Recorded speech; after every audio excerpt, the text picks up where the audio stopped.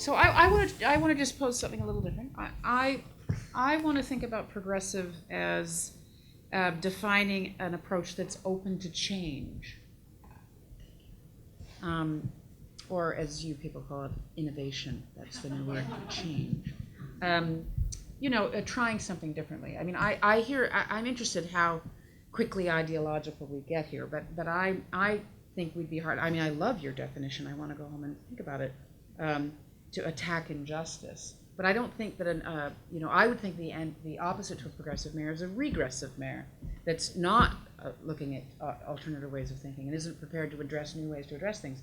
And I don't think those regressive mayors are running around trying to support injustice. So I would like to get rid of the ideology and just think about whether or not we're setting up a situation where because some of what you just described, Jennifer, is a bit of resistance on his part to certain kinds of innovation, right? And the notion that that he brings a suburban set of values and experience. I would say outer That's a pretty borough interesting question. more than.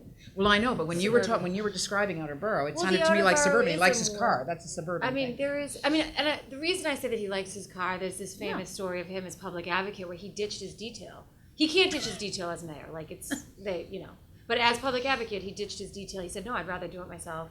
Nobody's driving me around." Right. So he didn't have cops driving him around because he's a driver. Yeah. I think an outer borough New Yorker is different than a suburbanite, but it's closer to a suburbanite. I get that. But it's also, it relates to what Ozzy was trying to address too around criminal justice. If you think about the conditions that you all sort of described, it has to do with the polarization of a super successful city, however you define success. We have a dilemma here that New York has, that London has, that Hong Kong is having, that San Francisco is having. It's a big Gordian knot that all of you urbanists need to get your heads into and start thinking about how these kinds of changes happen. And New York leads the country in North America in being ahead on confronting challenges. A lot of it presents to us sooner than it presents anywhere else. Someday this will be Cincinnati's challenge, someday it'll be Minneapolis' challenge. And that idea of how you stitch a city back together, whether it's through transportation, whether it's through interventionist public policy, or whether it's through criminal justice reform, it's all about this polarization piece. And I'm just curious what you think a progressive approach would be to that. Yeah, when you define progressive as the opposite of regressive, right, forward versus backwards, but by that definition, you would have to relabel Bill de Blasio. He appoints Bill Bratton, right, Rudy Giuliani's right, first police commissioner. Right. Throwback from the past. Bratton brings in people he worked with in '94. Right. So his entire team, throwback from the past. De Blasio talks about broken windows, which Bratton brought, not in 1994 when he was police commissioner, but in 1990 when he was New York City transit chief. Right. So do you think he's open to new ideas? Would you suggest that you're talking about populating his administration with people that have been around a while? With all due respect to those of us that have been around a while. Well, let's get specific. Like, what are the new ideas? Neighborhood policing? Bill Bratton has talked about that. Look at his 1998 book. When he joined the Boston Police Department in the 1970s, one of the reasons why he rose through the ranks, other than like a very bizarre confrontation that he disarmed an armed man holding a woman hostage. It happened to be outside of the window of a police union chief who saw it. And that's what helps give him this huge accolade and helps him rise through the ranks and becomes, at 33, one of the highest ranking officials in the Boston Police Department and sets his career forward. But the thing that he had tried to do in Boston, which he's trying to do now, think about how many years that is neighborhood policing. This is something he tried to do when he was here before. So that's not new. The idea of making criminal a police chokehold, new idea in light of the Eric Garner case. De Blasio is resisting it. The idea of having police give some type of business card or quote-unquote receipt for people they stop but do not arrest. That's being mandated by a court monitor stemming from the 2013 stop and frisk case that happened under Bloomberg. De Blasio is resisting that. He's resisting legislation about that. So with my definition, you would say he's not progressive. I would say if you're defining progressive as the opposite of quote unquote regressive, with new ideas, there are new ideas on the table that he is not embracing. So I don't think we should not be deluded by the shared letters in the words progress and progressive and regress. And regress. embracing new ideas doesn't make you progressive. At one point, stop and frisk was a new idea.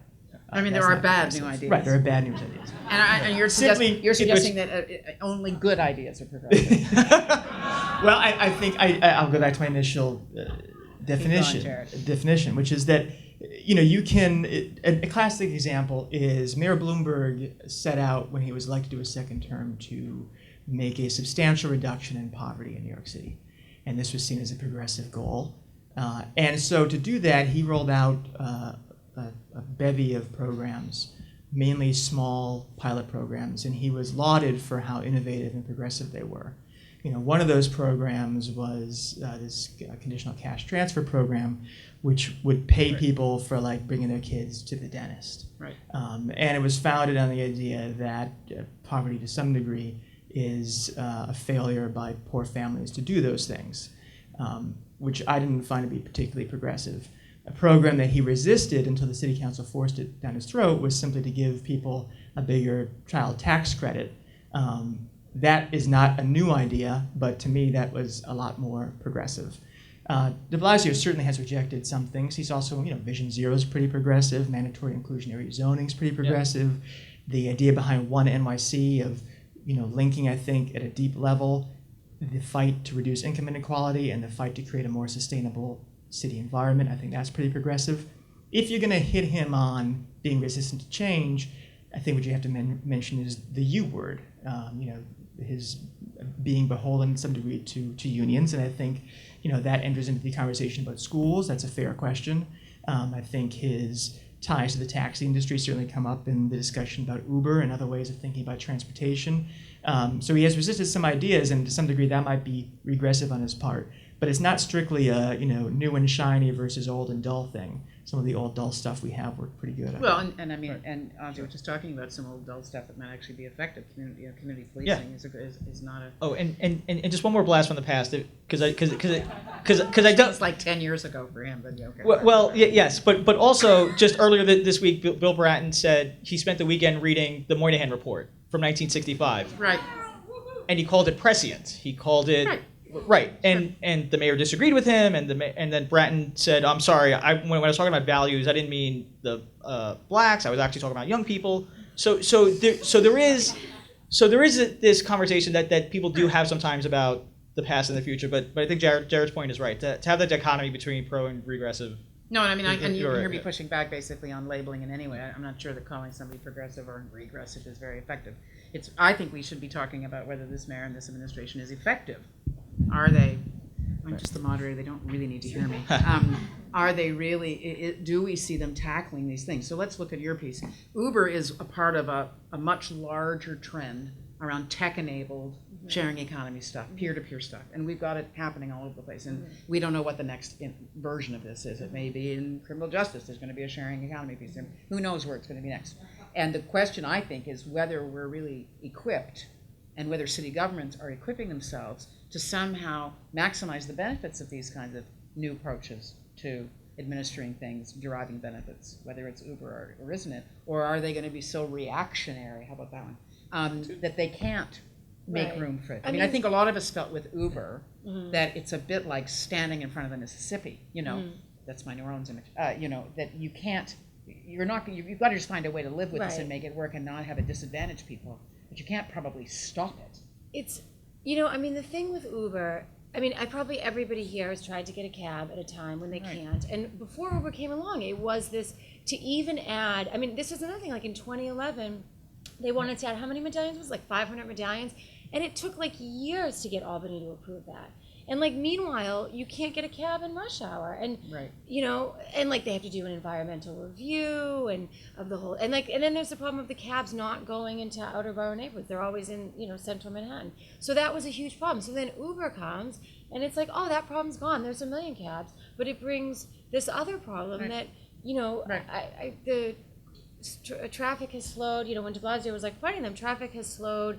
I think it was like a mile per hour, and they expect it more because there's 2,000 cars a month coming into the city that are these Uber cars. They're not there all the time like yellow cabs, but they're there. And so it was a problem that Uber sort of solved but also brought about new problems. Just like Airbnb, it's doing Right. the same kind of thing, right? He's bringing, but if you were to look, comparing these to other mayoralty administrations you've watched, where do you think we are 2 years in? Is he where he should be? Is the administration, is it effective? I What do you, that's I a think pregnant it's pause a that's little from- early to. I honestly think we're going to know very soon. When do you think we'll have a sense? I honestly think. I think I'm by, impatient, I should right? say. Tuesday. No. I It's think like that- Spaceballs soon. You know, he's definitely look. He's had some things that have been effective. He's got pre-kindergarten. It's about to roll out the second year. I mean, you know, that's clearly effective. He's made some real advances with Vision Zero. You know, there's the lowest pedestrian fatalities I think since 1910, and that was something that nobody was really looking at, and it was seriously a problem. So there are definitely things that he can point to, but it's a question of whether some of the other perception of him is really like breaking through, and whether he's going to really win hearts and minds of New Yorkers, and whether he's going to have a serious challenger in 2017 that will really take up a lot of his time, and maybe make it harder for him to move forward with some other things. I mean, if you think of the mantra "Tale of Two Cities," 2 years from now, is it going to be the same mantra? And well, I'm still here trying to battle the tale of two cities, or are we going to be a tale of 10 cities, one city? Yeah. I mean, I think Tale of Two Cities is even older than the Moynihan Report. It is. Indeed, it is. Um, It is. and better written too. I'm glad But your education's paying off. Your parents would be happy. Jesuits, they do well. You know, I think it's a big bear to tackle, and I think he can say, you know, we're in this fight. Don't pull me out now. He has to show some progress. There's always been a question of how exactly we were going to measure whether or not the city was more equal than it used to be, whether the city even has policy tools to really affect that. You know, what bothers me about what I've seen so far is that there was a narrative about what de Blasio's problem was going to be, and it was partly because of who he was and partly because of what we've come to know liberal progressive mayors to do, whether they're Dinkins or Lindsay, which is to have a lot of high-minded ideals and be terrible at executing them, to be bad managers. You know, that narrative bothered me for a lot of reasons. You know, one, because Bloomberg was not always a great manager, but the narrative on him was quite different, so that storyline didn't get picked up. But I have to say that as unfair as that narrative was, de Blasio has sort of walked smack into it time and time again, you know, showing up late to press conferences, having a big day at the gym when people are shooting at firefighters, you know, things like that. Individually, they're defensible. You know, the mayor really doesn't need to go to a crime scene. What's he going to do? You know, shoot the guy back? I mean, it doesn't make any sense. But the awareness of perception has been a real problem. The recognition that I always butcher this phrase, but you know, that Caesar's wife has to be beyond reproach. That's it, right? Yep, that's pretty good. That's the gist of it. Whoever Caesar is. I don't know. Who had to several? Right. You know, I think that and the idea of managing the press has been very difficult for him. You know, and what's interesting is that to this point, it's almost as if de Blasio has been a better mayor than a politician, which is funny because he's like a political animal, right? Why That's are you like where he saying comes this? from. Why are you saying he's been a better mayor than a Well, I politician? think, you know, as Jennifer said, like, you know, the story, the narrative that he's, you know, past pre-K, that he's, you know, he has done a lot. He's accomplished some major things for being a year and a half in. They're overshadowed by, you know, Cuomo is always slapping him around. Mm-hmm. He's showing up late. He's not managing things properly. You know, he has too tight a closed circle. He's closed with the press. You know, there were events off his schedule and closed press and wouldn't go off topic, and the transparency's not been there. I think that has come to dominate as we knew it would because that narrative was in place. And so when you're faced with that situation, it's easy for me to say because I'll never be mayor. You know, you could either you could whine about it, or you could realize that's the deal, and you have to attack it every day and go out of your way to show that you are totally in charge, because you're going to have to fight against that, you know, till the end of term 2 if it exists. Yeah. I'm very disappointed that you're ruling out a run for mayor I at some am this point. moment, right? Never say never. Well, yeah, if nominated.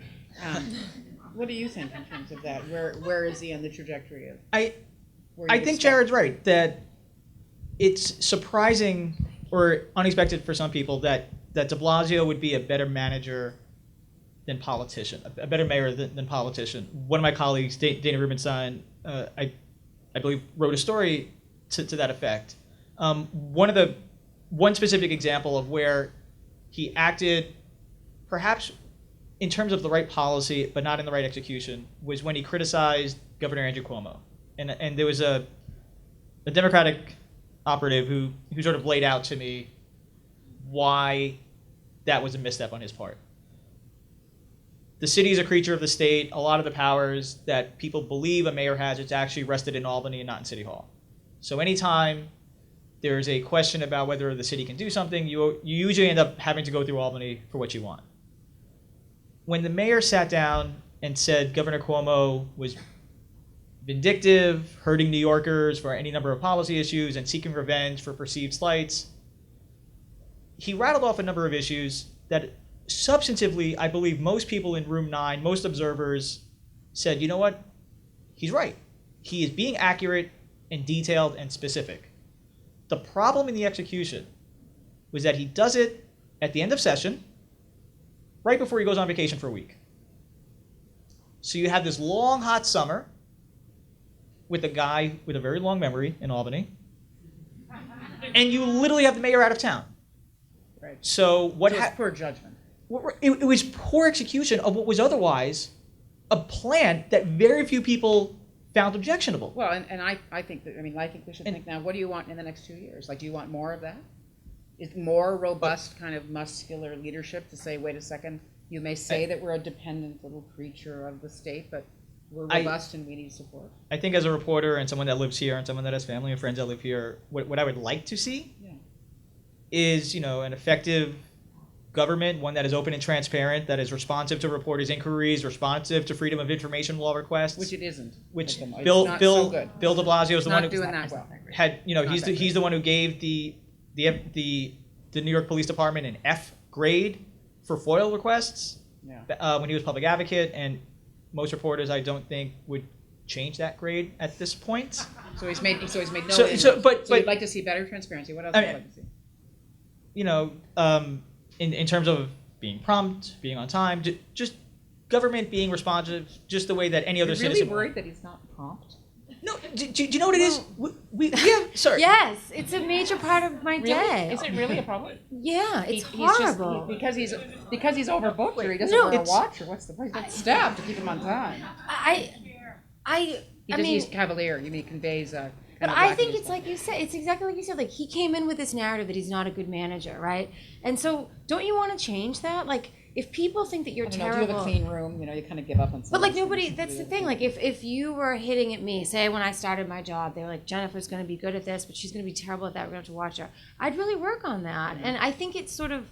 It says something, but it's not something puritanical enough. He's not working on. No, those I mean, but goals. it's something that an average New Yorker can. I've met people, and when I tell them what I do, they go, "Is he really late all the time?" And I go, "Yes." Right, but remember, the stories about him being late were coming on the heels of slowly appointing his administration, slowly rolling out, policy It's not initiatives. just It was personal hygiene. Oversleeping one day on the campaign. Remember that? Right. He had a rough night. I mean, and I don't look. Everybody, No. everybody oversleeps. I'm not. But like, it just doesn't look. I should good. say sometimes it's not. I mean, I don't attend press conferences any more than I have to, so I do it a lot less than my colleagues here. So I don't know if he's as late as he was in the beginning, but there was the memorial to the plane that crashed on Rockaways, which to show up late for that, it's more than just sort of inconveniencing us and our deadlines. There's a certain disrespectful. it conveys that, and I don't think it's intentional. I don't think he wanted to show disrespect, but it sends that kind of a message. So I think it's an arrogance thing, isn't it? I mean, isn't that? I don't think he's arrogant, but I think it suggests that he Narcissistic. is. You've got a psychologist. It's I'm not. I want to make it clear that I'm not complaining about him. I'm saying things that like. If you want to attack that perception problem, which, his polls have consistently sung, he's there because voters put him there. Okay, so well, give me a couple of other things that aspirations, because they're never going to invite us back, or maybe they will invite us back next year. But I mean, what do we want to say? What would give you the badge of that was a progressive term? What would you like to see? my feeling always with him, I think something that he could do sort of to grow. I think if he tried to, I think he's often doing things for his base. And that if he sort of tried, To transcend that a little if bit. he tried to transcend that, I think that would help him a lot to sort of maybe win some. Like I don't think he's won anybody over, and I don't think. Huh. Yeah, So and you mean can't- stitch together some of that polarization? like I've been stitch letting- together if you some could of create that. more of a kind of city consensus. Right, and I think that would help him achieve a lot of his goals, and not so much, maybe not have the city so partisan where there's. Yeah. Yeah, and I think an area where I would love to see that is on education. I mean, if he could somehow get us beyond this, very, very, at this point, tiresome and I think unhelpful, charters are good, charters are bad, Right. unions are terrible, unions are great argument. If he could somehow, given his credentials and his background, if he could somehow figure out a way to get beyond that, to get to a point where we have a more inclusive idea of what a progressive education philosophy might look like. Because there is a case where, in many cases, many of us who call progressives, or ourselves progressives, say no a lot.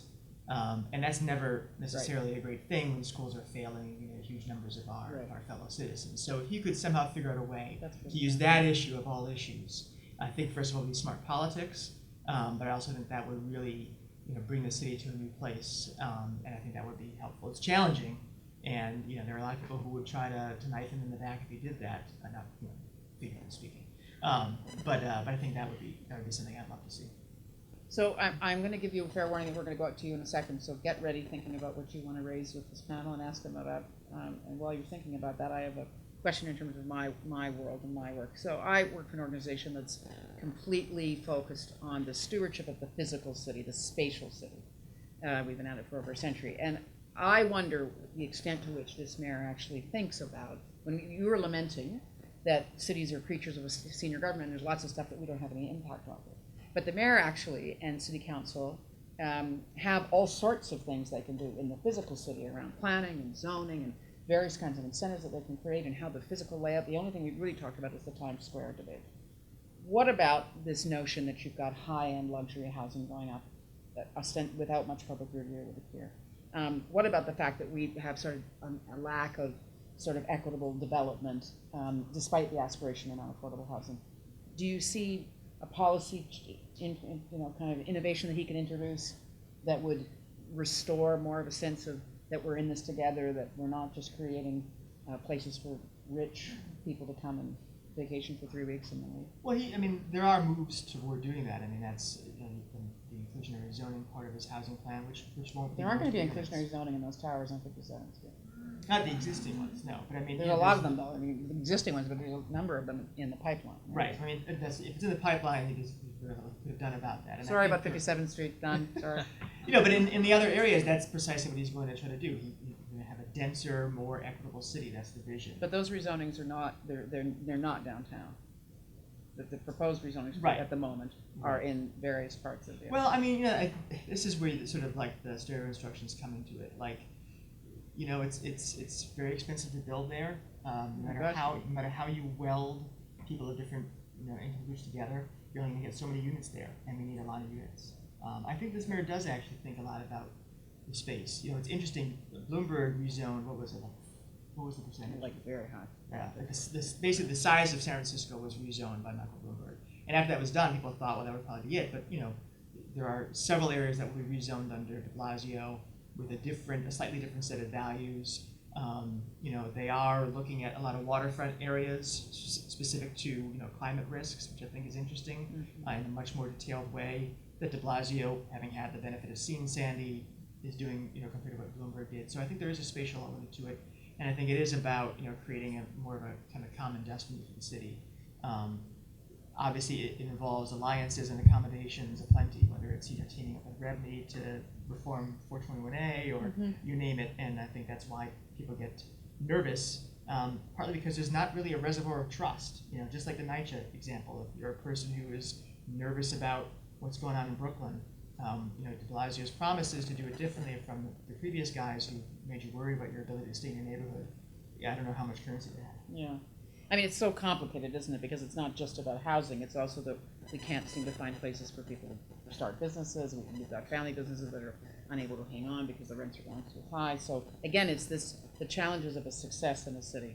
All right, who's got the microphone? What would you like to pose and ask or posit about the progressive mayor and the progressive, and whether we could be? I guess the question we should be asking is, can New York be a progressive city? Is it possible? Yes, sir. Sorry. Yeah. Are they complaining? Are they complaining? We just start over. Madonna, they can hear. Sorry about that live stream. We've been neglecting you. Okay, go ahead. Yes, can you just give us your name? Joseph, why is the mayor so scared to do town halls? Koch never was afraid to do it. Bloomberg did it. It's something that we as New Yorkers expect the mayor to be gutsy enough to face off against whoever comes there. And the mayor seems to be, in my view, kind of, not practicing what he preached when he was public advocate. It's sort of like once he achieves power, it's like, okay, then the rules are rewritten for him. And I personally think that it's a mistake not to do the town halls vote. You guys, as insiders, would know, why is he afraid to do it? I think that's a really good question. And I think that goes back to what we were saying about this perception problem that he has. Like, it does give off this, like, when he was public advocate, he would be hitting Mike Bloomberg so hard if Mike Bloomberg wasn't giving town halls. And he hasn't, and I honestly, I don't have a good answer for that. I can say I've seen him. He is genuinely good with people. I don't know why he doesn't do it. I would guess that he is not alone in wanting to avoid unscripted, highly publicized encounters where you could potentially have a very organized, motivated confrontation. Andrew Cuomo doesn't really expose himself to that type of encounter. Remember the macaca moment from the presidential campaign a couple of years ago, where one person saying something to a cameraman, an opposition researcher with a camera, helped undo a campaign. The idea that the media, I'll take ownership for this as much as anyone else, can seize on a moment, capture it, re-show it on television endless amounts of time. It becomes a theme on Twitter and on Facebook. Politicians are living under a much greater kind of microscope than they had been in the past. There's a very famous story about John Lindsay saying something very unflattering to a woman out in Queens, and reporters sort of looked at each other and said, yeah, we're not going to report that.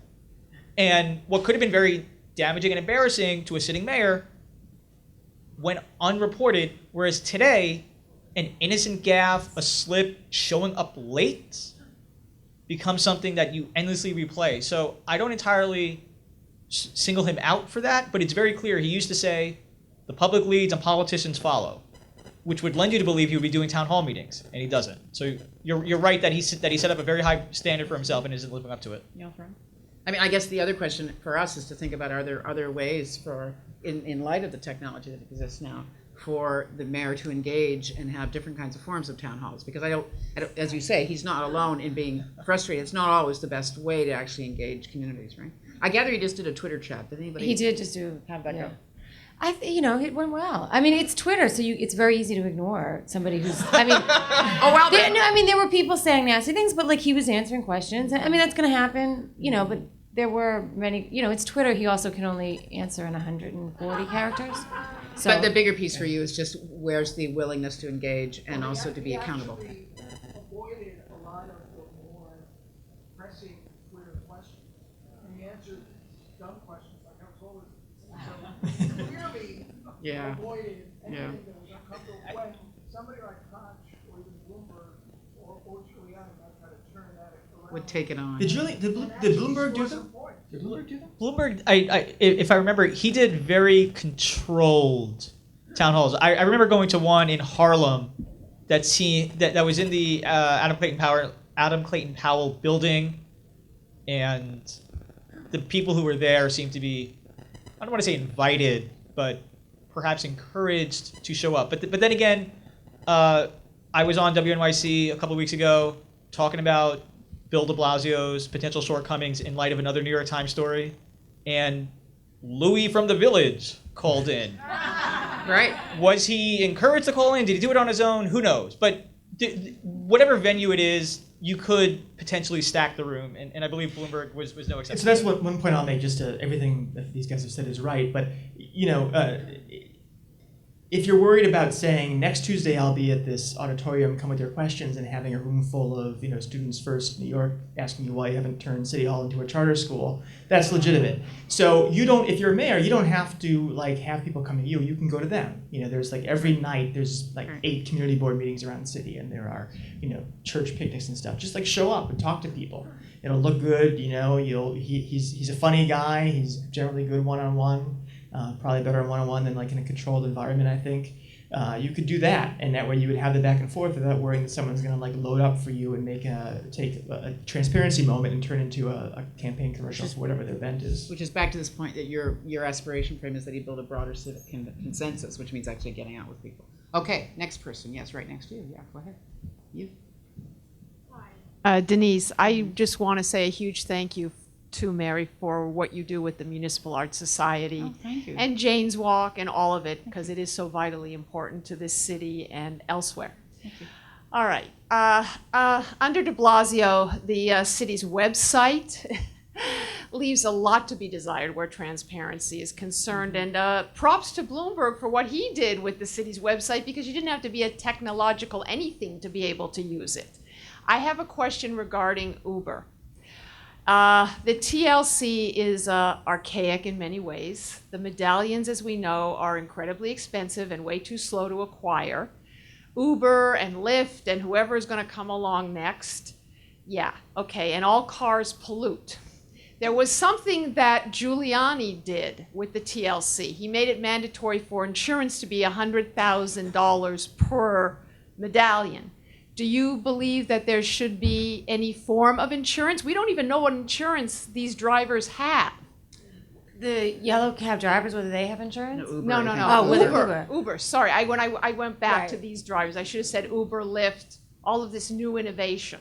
I mean, yeah, I have to say, I don't know exactly what the insurance requirements are. I mean, they're licensed black cabs, so I think there are requirements for them. There are.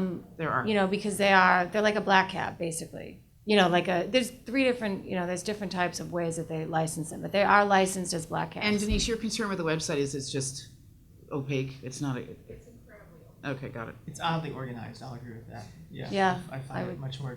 Bloomberg's site was better. But they do have transcripts of his press conferences along with videos of his Q&As, something that was not available under Bloomberg. And those are Okay, great. over here. Cynthia, the microphone's going to come to you. I'm an alcoholic.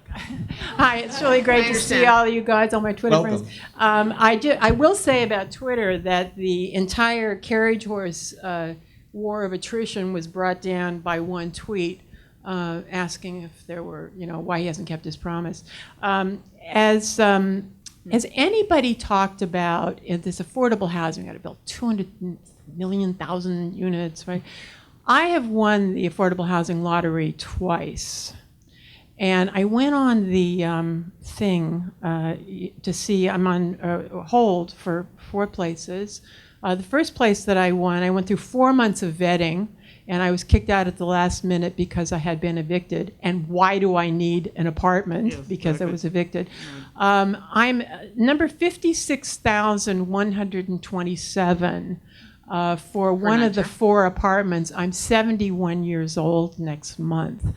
Has anybody talked about how you actually get these apartments? It's a lottery. Is that the only way you get them? And has anybody ever talked about that?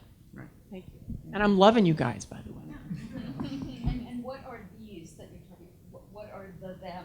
Oh, the apartment, the affordable housing units that he's predicated his entire whatever. I voted for the guy. Well, he hasn't built them yet. I mean, he's Well, got no, he's but got they a policy- exist. They exist. No, they You're exist talking about now. the existing No, inventory. the 421A, the racket is that the 421A, I saw this guy in New York once say that the head of the real estate people, that we couldn't afford to build these units without the 421A tax incentive, the 80-20, that 20% of the units have to be affordable housing. So there are these units out there that people can't qualify for. Right. I don't know anybody who's gotten one. Has anybody ever done an expose? Anybody here Anybody? living in one of those units? Or is anybody, You are. 56,129 on that list? Oh, and then Yeah, well, I got picked like you, but the one I got picked for, I was actually paying less money where I where you are, so. No, this was a There 500, you go. this was a 500, you have So, to make, Okay, so I think that. So the question is, yes, I mean, people do get them. I don't know. But it's a very small number. I mean, in terms of what the demand and supplies you say. Well, right. Well, that's the demand That's issue. true of everything. What is interesting is one of the many wrinkles inside the affordable housing issue these days is this question of whether the preferences the city has in those lotteries for community residents, whether those exacerbate segregation, and therefore whether they are legal under the fair housing law. And there are a few things swirling around about that. There's a larger conversation about the extent to which affordable housing programs, double down on segregation and fail to integrate it. And this is sort of the local version of that. So to that extent, people are talking about lotteries and community preferences, which is interesting because on the other hand, in places like East New York, people would like to have a much higher community preference, so they know that the housing being built is for them. It's for locals. So this is one of those areas where it gets rather sticky. Okay. Which one of you guys been talking right about it? Yes, well, there you go. They've been taking notes. I wanted to address a question that you guys brought up briefly about transparency. You know, when de Blasio was a public advocate, he was all about transparency. He was running for office about transparency. You mentioned FOIL requests. And in my personal experience, both myself, other private citizens, organizations, whatever, who have put in FOIL requests to this administration, you know, I know NYPD got an F, but we've gotten FOIL requests from NYPD. Yes. We've gotten FOIL requests back from EDC, from the DOH, or whatever. But anything that we have put into the mayor's office since de Blasio has become mayor has been delayed or whatever. And so we have some FOIL requests that have been out there for over a year, and the mayor's office refuses to respond to them. So I was wondering if you guys, as reporters who also do FOIL requests, whether or not you've noticed, A, this discrepancy between the mayor's office and their willingness to respond to FOIL requests versus other city agencies, and then whether or not, and how that compares to Bloomberg or other mayors. So I actually wrote a story shortly after Bishop Feinlater, a supporter of Bill de Blasio, was arrested. The mayor made a phone call to a police official. He was released in circumstances that we could arguably say were not characteristic of what happens to most people. Arguably. In the Wall Street Journal article that broke the story, it said there were emails sent to administration officials inquiring about why Feinlater was arrested. So at some point, smart, brilliant people like me said, oh, let's just try to FOIL and get these emails and see what they say. First response I get back, we're looking into it, we'll get back to you at a certain deadline. That deadline comes in, that deadline arrives, I get a letter saying, we are still looking into this matter. They did not identify a time. And I end up writing a story along these lines of saying, here was the request, deadline 1, deadline 2, and here are all the questions and the back and forth. And I basically said, they are setting up a system by which they're going to delay for a prolonged period of time. Story goes up, and within 24 hours, the administration comes back with a very complete answer to my request. They don't have anything.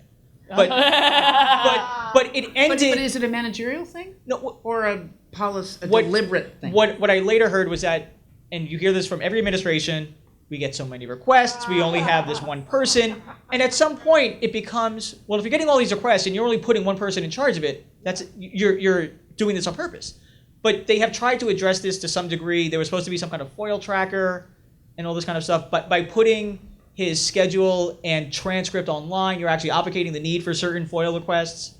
There was a story by the Associated Press about the mayor's lawyers reviewing certain FOIL requests that relate to him. And the thing is, every politician sort of does this. And, you know, it's the barrier for the bar for transparency keeps on moving forward, and politicians always have a hard time keeping up. So do you think that that's, just a follow-up question, so do you think that that's just simply that people FOIL request the mayor's office more than they FOIL request EDC, Well, do we for actually instance? know? Do we actually know? Or is whether it, the or is volume it just higher? something that's just become, because people are more aware of it, that it's, more people are doing it, and so it's not a Jennifer's gonna problem that jump de Blasio might have, that Bloomberg might have had that de Blasio does? Let's hear what Jennifer thinks. I don't know if they are foiling more, but I would definitely say, like, it's very slow. It's noticeable. And, you know, there's another thing they do that's like a minor thing, but I feel like it's a real, very subtle sort of FU, which is they give us they respond on Friday nights at 8 o'clock at night, which is like the time you would bear. So no matter what Very- you get, and like that's consistent. Like every Friday night at like 8 o'clock, that's when they respond. Isn't that wild? I mean, it's such an obvious. I didn't want to say F you, but like, what other word could you? I mean, that's a clear like they're Or it could be, and this is, I mean, I agree that it seems like that to me, but when I get the phone call back Friday night at 7 or 8, to me it also just, it could seem as another indication of a certain level of disorganization. And to me, sometimes it feels like people have been like, running down their list. That's what I was trying to And determine. because how I much write of for this city is limits, I'm at the end of it. But, they're like frazzled and there's one more phone call, I'll call And this they guy finally get and to it. finally get to me. Okay, So- we've got somebody at the back. Yeah, go ahead. Right at the back there, we're gonna get you. We really can't see you, so you're gonna have to tell us who you are In the shadow. in the shadow. So I have a question regarding. You said that Bloomberg, or not Bloomberg, but De Blasio likes to toss his constituents bones, and he does a lot for his constituents. I'm wondering if his black constituency got their bone when he kind of walked back, stop and frisk, because I look at the blowback that he got from the various police unions, statements like "you got blood on your hands," when he said the truth about his son and the chokehold in the conversation. They turned their backs on him. And it seems to me as though the blowback that he got from those unions has scared him into inaction at this point. When you look at things like Uber, it does affect people like me. I don't care about anybody else, what they have to say, because Uber picked me up when nobody else would. When in the communities I work in, nobody cared about de Blasio until he put out the commercial with his son and the afro. And I'm wondering if he rode that wave in, and now he's kind of, if he's done, and what you all have seen as far as chokehold legislation and You things think like that's that. it? I think that's it. You think that's it? Okay, what do you think? I think I don't know how much the incident with the cops turning their backs on him in the hospital and at the memorial services, how much that shaped his point of view. But it was clear to me from the outset that de Blasio was only going to go so far on the public safety issues, for the simple reason that, agree with it or not, that's what could kill him. If he wanted to ensure that he would not be reelected, allowing any oxygen into the idea that he was going to let the city get back to the quote unquote bad old days would have been problematic for him. So I feel as though that's why he brought in Bratton. Was that? I can't hear you. I'm You sorry. think it's Do you feel like he's you think done? it's done as well? I think so. Yeah, I suspect so. I think he's weathered through his first 2 summers without crime exploding, so he should feel a level of security. But I don't think he's going to do that much more. I think that he and his advisors are wary of the tabloids and the business community, thinking that he is allowing old New York to creep back. We see that in some of the quality of life stuff around the homeless. And the And so Times he's- Square piece was. And so even though I don't think those policy changes that might come next would produce that, if he does anything that allows that perception to be drawn, it can be deadly to him. I mean, David Dinkins presided over falling crime and was tarred as a mayor, and also started the Safe City thing that basically began the crime decrease that Giuliani doubled down on. But the perception didn't follow that because he'd already lost that narrative. And de Blasio, fault him or not, I think that's what his people are terrified of. And just to add to that, as mayor, he is under pressure to show results. After the grand jury decided not to indict the officer involved in the Eric Garner case, he very publicly spoke about having to quote unquote train that very same son from the ad to take special care when encountering police. And that's what sparked the anger from the police unions, along with other things. Year anniversary of Eric Garner's death, de Blasio spoke at a prayer service on Staten Island and said the police have, quote, come a long way, end quote, from the day of that incident. And I asked the mayor, have the police come far enough where your advice to your son has now changed? What did he say? He said he doesn't want to look backwards, he wants to look forward. No, and Because he's a progressive. Because he's progressive.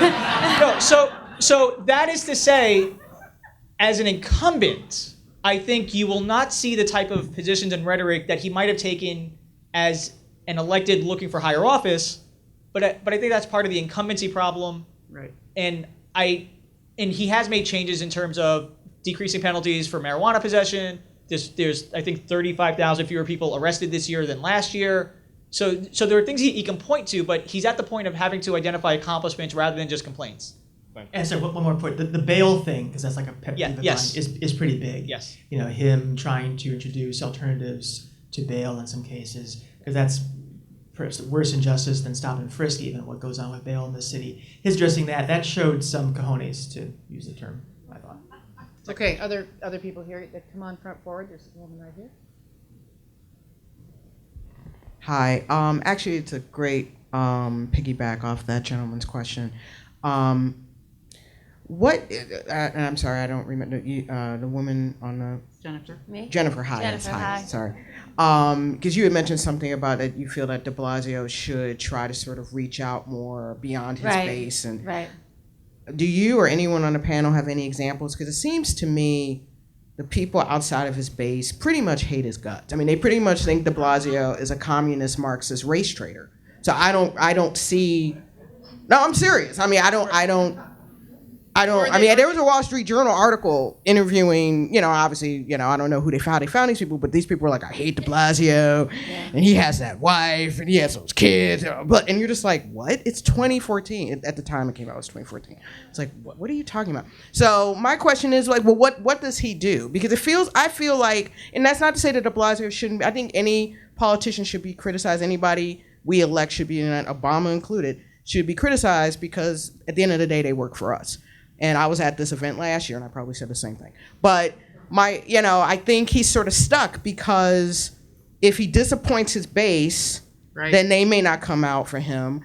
And then you've got people, outside of his base that pretty much, I don't know if he's going to win them over anyway. And also, I didn't know about the Hakeem Jeffries part of this. The piece of it, I haven't read the Times article. But it seems to me, and also I would like for you to comment on that as well, if he runs, I think that would actually help someone like Eva Moskowitz if she ends up deciding to run. Because I think that splits the people of color vote, the progressive vote, and then more centrist people are like, yay, okay, go Eva, or if some other person, some more centrist person comes out and decides to run. So I was just wondering what you thought about that as well. So I think that's a really good point. And I remember that Wall Street Journal article. And when I was saying that like he should sort of reach out outside of his base, I really meant like I don't think by giving the people who do hate him any fodder to hate him. And I do think that sort of New York business community, the sort of people that really liked Mike Bloomberg, I think in some ways, some of the things he does feeds into it. His criticism of Bloomberg, the inauguration, I think that was sort of really viewed by people like he'd won the election and he let that become a really just nasty hit on Bloomberg, and I think that really turned a lot of people off. But even the like showing up late and the like going to the gym, like you said, they're fine things. He doesn't have to stop a shooting single-handedly. Nobody expects that. But it gives fodder to those people. And then also the charter school, like maybe that would sort of go a long way because that is a big issue. But you're right in that some people just hate him, and that's the thing with a politician, and you do have to be careful. Like you can't really play to the haters, because you got to be who you are. But I think maybe it would help him a little bit. And there's going to be people that still hate him. There's going to be, that's a fact. But if they hate him, suppose he's really effective. Suppose he actually brings about success on certain things.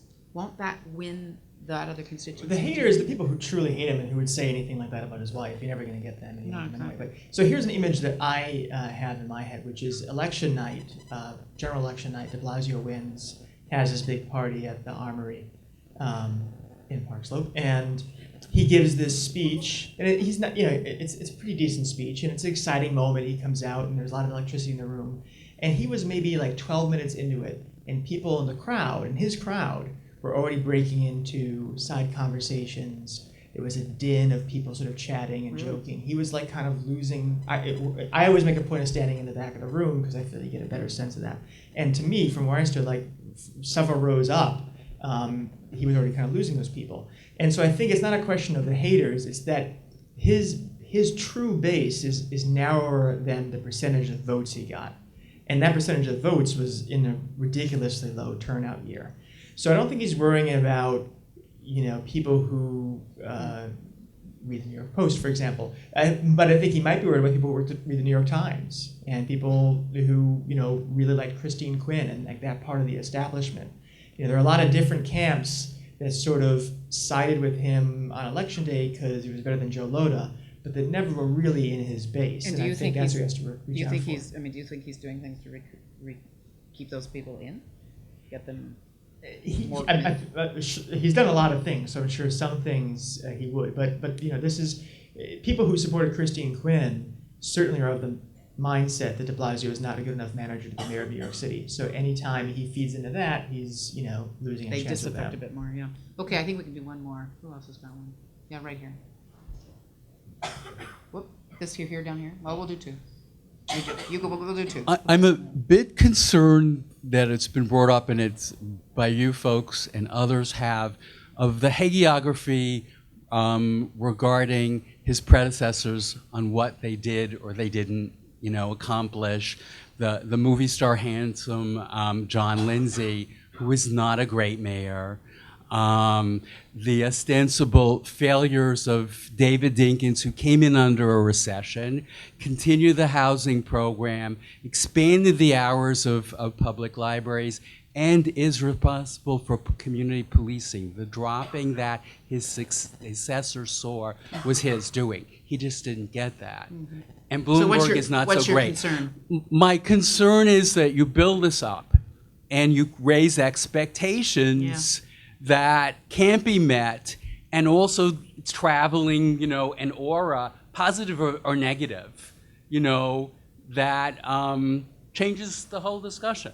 Yeah. And you can't, maybe it's too early to tell. I think that's part of it. I mean, maybe we don't realize these successes at the same time that they're actually. Well, yeah, some of them are. My own concern, and you might respond to this, is that the mayor, as a member of the council and as public advocate, was glued to the bottom of Michael Bloomberg on development issues, through which one could also see the screen of environmental issues.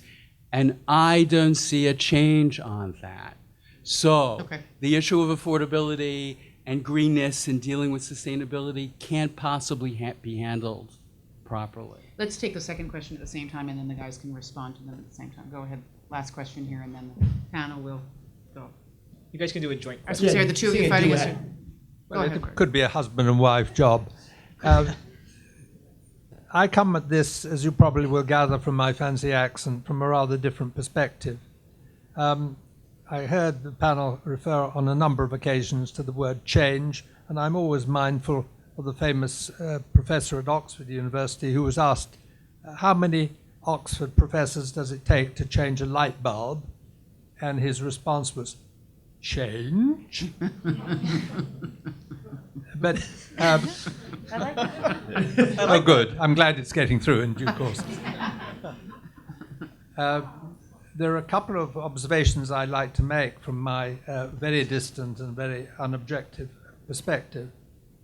The first is that the other day I was looking at my real estate tax, which I pay in addition to federal tax, state tax, city tax, and one or two other little bits and pieces, which all add up. And the real estate tax that I pay here in Manhattan is about 5 times the equivalent in London. What the hell's going on with that money? Okay. Does anybody really know? Apart from over-policing national parades at double overtime on Sundays. But I'd like to come to what Jennifer was talking about, namely transport. During the time that the wonderful, exciting Second Avenue line is limping along with 3 stations on it, London is building a 38-mile tract through the center of the city to revolutionize communications, transport communications in the city. And what the hell is going on here? Seems to me FSA. Okay. Do you want to augment that, or you're all right? So respond to both of those if you can. Go. Ozzy. And then we're What's happening with your real estate money? There's that's a fair question. Whether or not it's considered over-policing, again, that's a debatable point. Regarding the image of Bloomberg or Lindsay being too easily remembered in history, I mean, that sort of thing happens over time. And I think, as Jared said, Bloomberg's management was far short of perfect, but I don't think it had the same level of scrutiny as it should have. You could just look at City Time as one great example. But the standard by which you judge de Blasio, in part, is the standard he sets for himself. And he very actively said, in short, whatever Bloomberg did, I'll beat it. It is roughly the measure that he set out for himself on criminal justice standards, transparency standards. And just to go back to the woman who asked about Hakeem Jeffries, is his challenge going to invite Mayor Eva Moskowitz? Moskowitz and Jeffries occupy very similar space. They're both pro-charter schools. And if Hakeem Jeffries gets into the race, you might get what's called the clown car effect. Everyone thinks de Blasio is vulnerable. Everyone jumps into the race. And guess what? You have like a 15-person race, and someone who gets the narrowest a small piece of the pie beats everyone else. Yeah. So that's a creeper. Yes, it's right. We reduce our mayors to very simple historical caricatures. We shouldn't do that, but it happens, and de Blasio knows that's going to happen, and so you got to guard against that. Running for mayor is a voluntary activity. I don't think anybody in New York is overtaxed except poor people who have to pay regressive sales tax. So I don't know. Like, the city does a lot of things that aren't that great, but we have like the greatest park system in the world. We have the ferry. We have there's a lot of stuff that I think my property taxes are too low. I'll say that. I live in the Bronx, so property tax values are rather low there too. And as for why London is doing that and we're not able to, I don't know, but they kind of talk funny over there. So. Jennifer? Jared Murphy, 2017. Of that, yes. Of that, yes, about, the image of de Blasio. I mean, de Blasio's image is still being sorted out. Like, he's still in the fight. We don't really know yet what it is. So I think time will tell what that is. Of the taxes, there is an argument that there's too much taxes in New York. I think it's always on the most tax state. People are leaving to go to other places. But, people want to live here. There's a lot of, the issues here are complicated. And, we have schools, we have, many things. And we have a lot of poverty and a lot of wealth. So, but of what you said, the most interesting, I think, is what's going on with the Second Avenue subway and how we can't get it done in a way that, it's not even going down Second Avenue. This is, like you said, it's 3 stations. Like, it's coming in. Like, it's not going to go down Second Avenue and bring us to the Lower East Side. And that really, I think, is one of the biggest problems that the city has. Like, you can't expand the subway. Like, when I opened and talked about de Blasio being a driver, there are parts in this city where the subway system is not accessible to you, and it's shutting off whole neighborhoods, and it's making, these people, these outer borough people, they are city people. They'd probably love to take the subway into work, but do they want to commute for 3 hours? 2 hours? I did a story once about a kid. This is the last thing I'll say, but I did a story once about a kid who lived in the Rockaways, and he went to Bronx Science, and he was part of this UN exhibit on commuting to school. There were kids that had to take donkeys to school in the Andes Mountains. There was a kid who lived in Alaska. He had to take a sled. This kid in the Rockaways had the longest commute in the school because he lived in New York City. It was like 2 hours and 50 minutes. This was a UN exhibit of like a kid on a donkey, a kid in a sled, and we had this little like New Yorker. It was like the saddest thing, and he lived in a housing project. And so I think, that's one of the great tragedies of this city. And there's not much the mayor can do about it because that's Albany. I love this notion. It's one of the great tragedies of the city. This is a complex place. We started by talking about this. We live in a city that has extraordinary challenge, lots and lots of challenges that affect us in different ways. I remember, and Jonathan, I would have expected you to quote Oliver Wendell Holmes, who said that I pay my taxes, it buys me civilization. So the question is, what kind of a civilization are we making here? And what kind of an expectation can we have of a mayor and his or her staff and colleagues, and how are we collectively addressing this? The piece about Crossrail in London, I couldn't agree with you more. MAS is a big campaign for Penn Station. We keep being told it can't be done. Of course it can be done. So we've got to find a way to collectively identify how we get a better commute for that kid from the Rockaways. Maybe we should be using donkeys. Who knows? Uber may be the new version of that. You can see the discussion isn't over. We have another couple of years of the de Blasio administration, and won't it be interesting to see what kind of leadership emerges? I hope you'll continue to contribute to that discourse. Think about the kind of leadership we need in the city as we continue to grapple with the real challenges and opportunities of a city like New York. Thank you to the Urban Democracy Lab. It's all about urban democracy. We believe in urban democracy. Would you thank my panelists for coming? Ozzie, Jennifer, Garrett. Good night.